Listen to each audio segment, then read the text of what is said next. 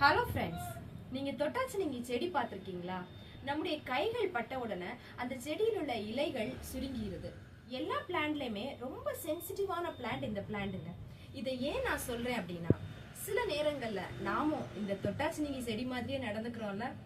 சின்ன சின்ன விஷயங்களுக்கு கோபப்படுறோம், சின்ன சின்ன விஷயங்களுக்கே சோர்ந்து போறோம். சின்ன சின்ன பிரச்சனைகள் நம்ம லைஃப்ல வந்த உடனே நம்ம தேவன் மேல வச்ச அன்பை, தேவன் மேல வச்ச நம்பிக்கைய விட்டு விலகிடுறோம். அப்படிதானேங்க?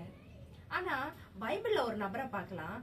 சவுலாக இருந்து கிறிஸ்துவை வெறுத்தவர் பவுலாக மாறி கிறிஸ்துவுக்காக வாழ தொடங்கின போது அவருடைய வாழ்க்கையில நிறைய பிரச்சனைகள் வந்தது. ஆனால் அப்போஸ்தலனாகிய பவுல் என்ன சொல்றாரு தெரியுமா?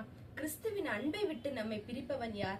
உபத்திரமோ, வியாகுலமோ, துன்பமோ, பசியோ, நிர்வாணமோ, நாசமோசமோ, பட்டயமோ எதுவுமே கிறிஸ்துவினுடைய அன்பை விட்டு நம்மை பிரிக்காது அப்படின்னு சொல்றாருங்க. அவருடைய விசுவாசம் எவ்வளவு ஸ்ட்ராங்கா இருக்குல்ல.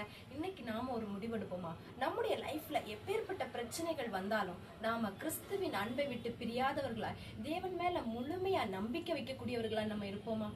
God bless you.